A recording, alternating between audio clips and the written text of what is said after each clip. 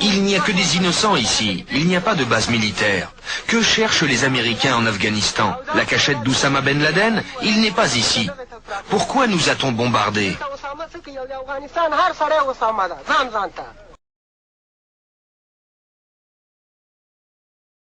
Environ 200 personnes ici sont mortes. L'Amérique nous demande de livrer Ben Laden, mais vous savez, en Afghanistan, nous sommes tous Oussama Ben Laden.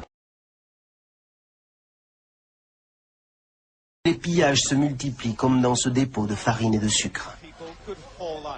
Il faut les empêcher de prendre la nourriture.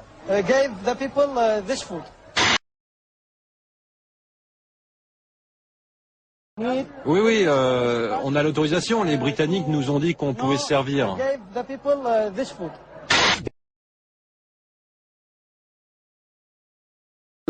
Aujourd'hui, pour séduire les jeunes, l'armée a une nouvelle arme de propagande, un jeu vidéo.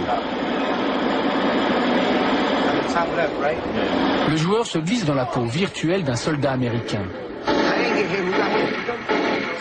Ce jeu a coûté 7 millions de dollars à l'état-major, mais il est offert gratuitement sur le site internet de l'armée.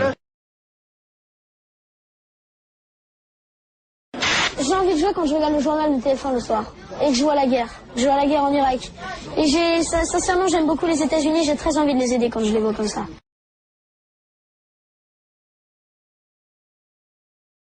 Signalons tout d'abord que l'armée irakienne a capturé une dizaine de soldats américains, le Pentagone l'a confirmé et la chaîne Al Jazeera a diffusé des images de ces prisonniers, images que les autorités américaines ont refusé de montrer avant que les familles ne soient informées et pour lesquelles, vous le voyez, nous avons tenu à masquer le visage des militaires aux mains des Irakiens conformément à la Convention de Genève. Nous vous les présentons en dissimulant leur visage conformément à la Convention de Genève sur les prisonniers de guerre. Ils ont été capturés ou se sont rendus d'eux-mêmes. Leur visage ne trahit aucune fatigue. Ces 250 hommes ont à peine eu le temps de se battre, de défendre la ville d'Umka.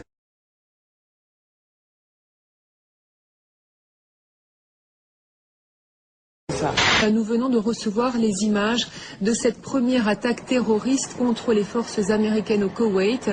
Une attaque à la grenade lancée, je vous le rappelle, sur une tente. Le suspect de confession arabe a été arrêté, il a finalement avoué. Un suspect est arrêté. C'est un soldat américain, membre de la division.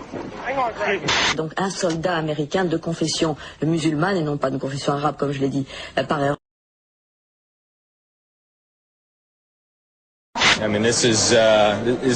C'est presque comme une action de jeu. On fait beaucoup de comparaisons avec le football. Saddam Hussein peut bien espérer disputer un nouveau round de fausses concessions, de fausses transparences. Pas de doute, il va vouloir jouer une prolongation. Mais la partie est finie. Cette fois-ci, le conflit se déroule pratiquement en direct, à la manière, si je puis me permettre, d'un match de football. On en a tué pas mal près du pont, à Bassora. On a eu notre part, on a été bien servis. Merci Bill. Laissons les Français siroter leur vin pendant qu'on fait le boulot de nettoyage. Après ça, il ne faut pas qu'ils se demandent pourquoi on les déteste autant.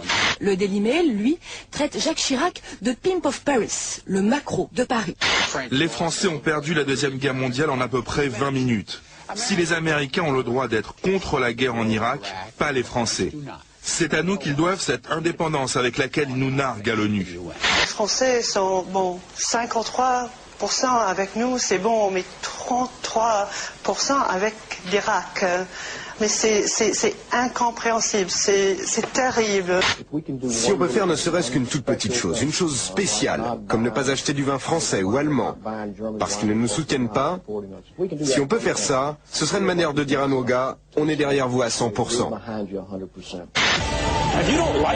Si vous n'aimez pas l'Amérique, j'ai la solution. Dites adieu à ce pays et surtout, dites au revoir à ça.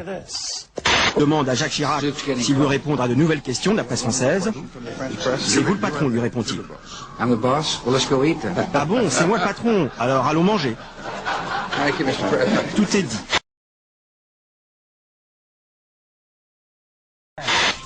La guerre sans images, a-t-on dit, pour parler des frappes américaines en Afghanistan. Pourtant, mercredi, dans son journal de la nuit, France 2 nous montre enfin à quoi ressemblent les combats. Voici les premières images de combat entre l'Alliance du Nord et les talibans sur le front nord-est de l'Afghanistan. Jeudi, la plupart des chaînes emboîtent le pas et toutes sont d'accord, ce sont les premières images du front. Des accrochages assez violents se seraient déroulés autour de Kunduz, qui est une ville qui n'est pas très loin de l'endroit où nous nous trouvons. Pendant ce temps, les combats continuent entre talibans et opposition afghane. Dans ce journal, nous verrons aussi ces premières images de combat au sol entre les talibans et l'Alliance du Nord. Premières images d'une offensive de l'Alliance du Nord. Ces scènes de combat, filmées hier par une télévision libanaise, sont les premières images des affrontements qui opposent l'opposition afghane aux talibans. Seulement voilà, ces images n'ont pas été tournées cette semaine.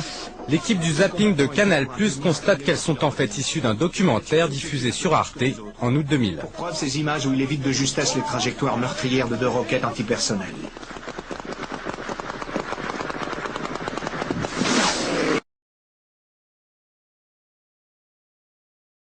Tony Blair a rendu public il y a quelques jours un rapport apparemment accablant sur les armes de destruction massive détenues par l'Irak. Mercredi dernier, devant le Conseil de sécurité de l'ONU et devant 1 milliard de téléspectateurs, Colin Powell vantait les mérites et le sérieux de ce document. Quelques heures plus tard, le scandale éclate lorsque la presse révèle que ce fameux rapport est un vulgaire plagiat, la photocopie avec faute de frappe d'origine d'une thèse rédigée par un étudiant californien. Les chiffres cités datent de 1991 et n'ont plus aucun rapport avec la réalité actuelle. Je suis stupéfait à quel point on ne comprend pas notre pays, tous ces gens-là qui nous détestent. Je n'arrive pas à y croire car je sais à quel point nous sommes bons. La preuve ? Je demande à chaque enfant vivant aux États-Unis de gagner, de donner $1 qui sera utilisé pour nourrir et soigner les enfants d'Afghanistan. Et puis les largages de rations alimentaires continuent parallèlement. Le millionième paquet avec crackers au beurre de cacahuètes et garantie sans porc ni bœuf a été lâché. Vous voyez, un cérémonial était organisé pour l'occasion sur une base américaine en Allemagne. Seulement voilà, les stratèges américains viennent de se rendre compte que les rations alimentaires larguées et les mini-munitions contenues dans les bombes à fragmentation sont de la même couleur, le jaune. Environ 10% d'entre elles touchent le sol sans exploser, présentant comme les mines un danger pour les populations civiles. Hier soir, le chef d'état-major interarmé a jugé, je cite, « malheureux que ces bombes soient de la même couleur que les paquets alimentaires ». Du coup, pour tenter de clarifier les choses, les Américains ont décidé de larguer des tracts expliquant pourquoi il ne faut pas toucher les uns et pourquoi on peut s'approcher des autres.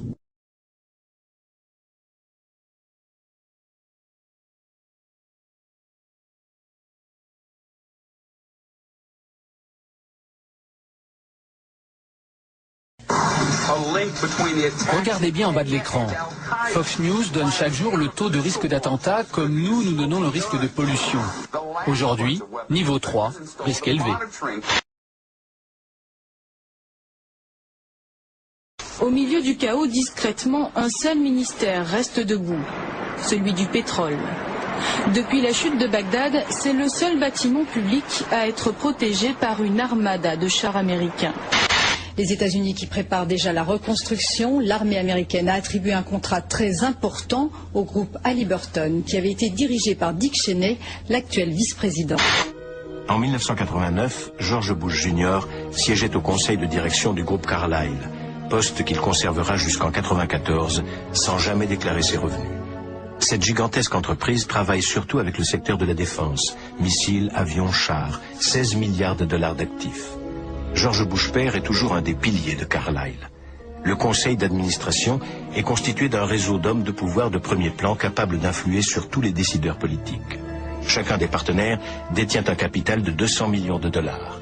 Le groupe Carlyle est dirigé par Frank Carlucci, ancien directeur adjoint de la CIA et ministre de la Défense de Reagan.